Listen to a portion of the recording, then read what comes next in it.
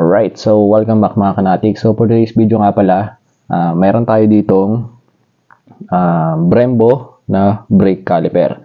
And so ito is pinagbigay lang sa akin, no? And then bala ko siyang install dun sa ating e-bike. Yan. So bala ko talaga dito is linisin ko muna siya.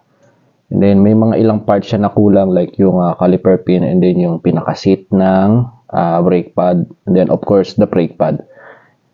So kukumpletuhin natin siya para magamit natin siya dun sa ating e-bike.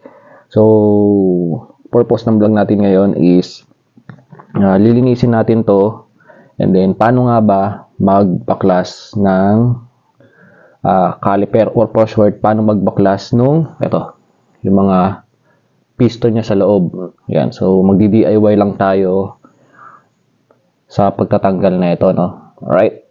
So, syempre, bago yan, or bago natin simulan, pasok na natin yung intro natin.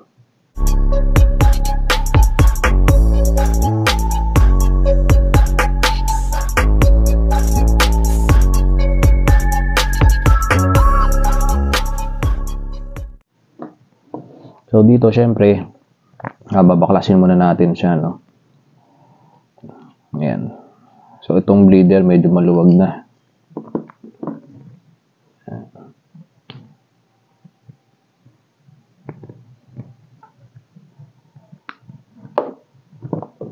Ayan, baklasin natin yung 4 na bolt.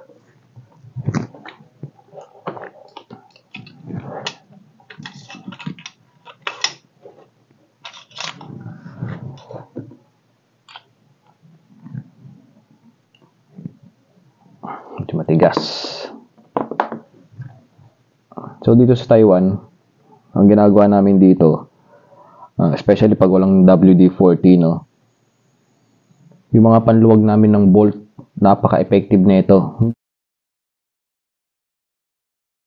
Yan. So ito gamit namin sa trabaho to. Kung tawagin namin to is API. Pag inamoy mo siya, para siyang alcohol na napakatapang. Yan. So, ito yung ginagamit namin pang spray sa mga bolt. Ginagyan lang namin yan. Napakatapang na ito, parang 100% alcohol, kung di ako nagkakamali. Then, that's the time na pwede mo na siya mapuwersa ng bahagya ng kailangan mo pa rin laro-laruin para hindi masira yung thread.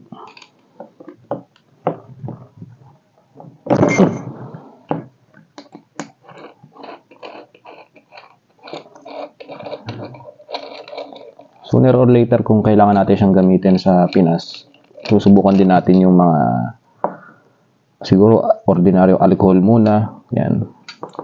So para natin siya malinis, talagang kailangan each part, talagang kailangan kalas talaga. Yan. Ito siya. Then, ito. Meron siyang o-ring dito.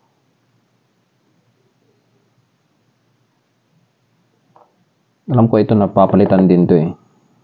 Pag nag-leak, at least kahit pa paano, ito sa mga pwedeng isang palitan kung ito yung may cause ng pag-leak, kasi dyan siya dumadaan para dito papasok, then madidistribute dito sa kabila para dito nagpapump din siya or nag-work din siya.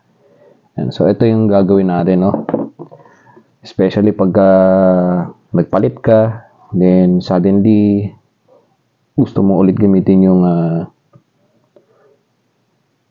caliper mo, tapos ganito yung postura ng piston, masyadong sagad, mahirap naman kung papersahin natin siya ng plies dito, no? Or wala tayong ibang special tools para iangat to. So, dyan. Yan. So, dito gagamit lang tayo ng ito.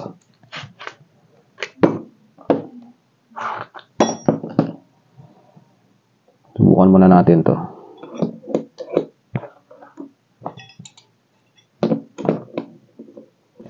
So, makikita nyo dito parang sinisiksik ko lang siya, no?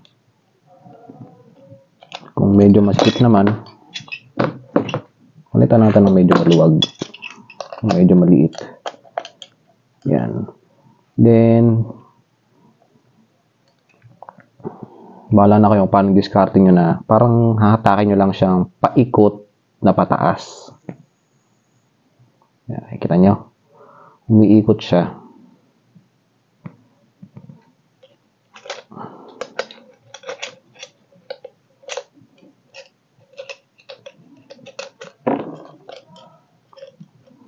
Kahit totally stuck yung caliper nyo, working yung ganitong technique or DIY.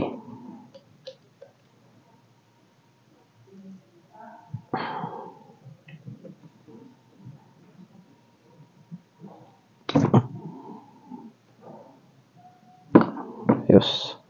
Then, hindi natin nasira yung loob niya. Actually, importante dyan yung yung dito sa labas. Yan. Pero at least, malilinisan natin siya. At the same time, itong pinaka-caliper niya. Yun. Yan, to. Sakto to. Yan. Naramdaman ko yung pag-ikot niya.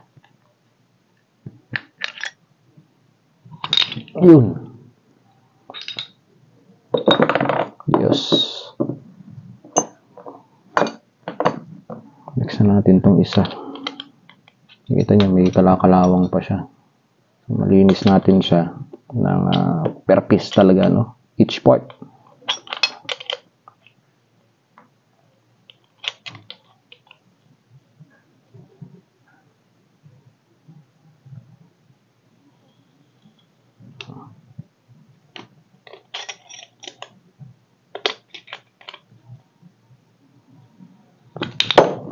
Oh.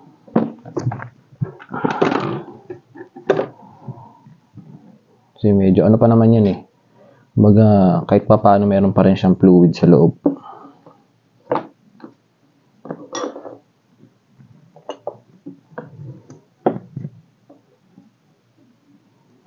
Yan.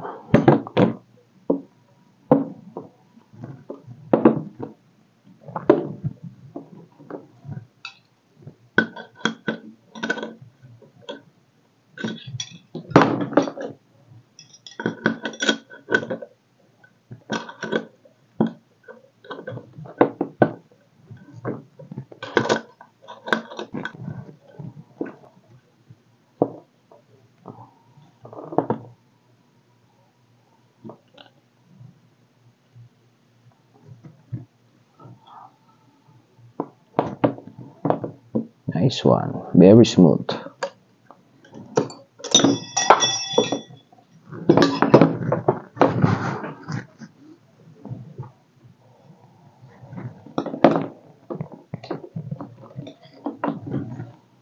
Ito, alam ko may kit din na ito eh.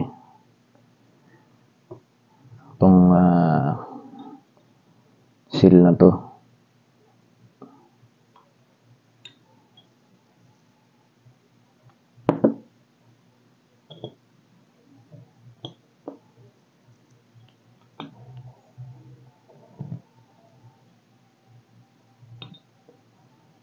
Medyo mahirap nga lang sundutin.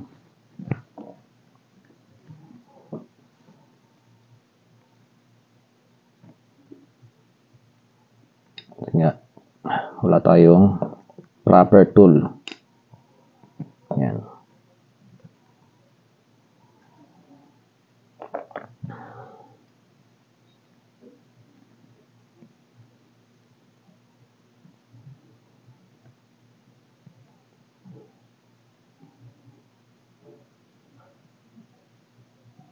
Ito yung ginagamit ko dito yung bilog. Ayan o. Yung may bilog siya. Hindi itong isa kasi medyo tulis to eh.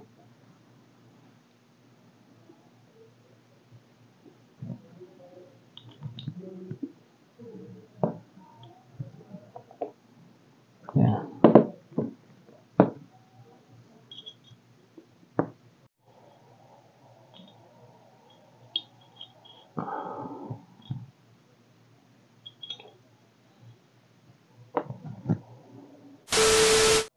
Alright, so yun lang naman mga kanatik yung ating DIY tips for today. Yan, kung nakita nyo sa ating video, gumamit lang tayo dito ng Allen wrench at saka socket wrench, no, para matanggal natin ng safe yung ating piston doon sa pinaka-caliper. Right? So, pwede natin itong i-apply sa lahat ng ating mga sasakyan, motor, or syempre, especially sa ating mga Honda Click. Ayan. So, kung meron man akong mga ilang ideas pa, siguro pa isa-isa pa rin ng pag-upload natin ng video. Kasi nga, medyo busy na tayo dito sa Taiwan.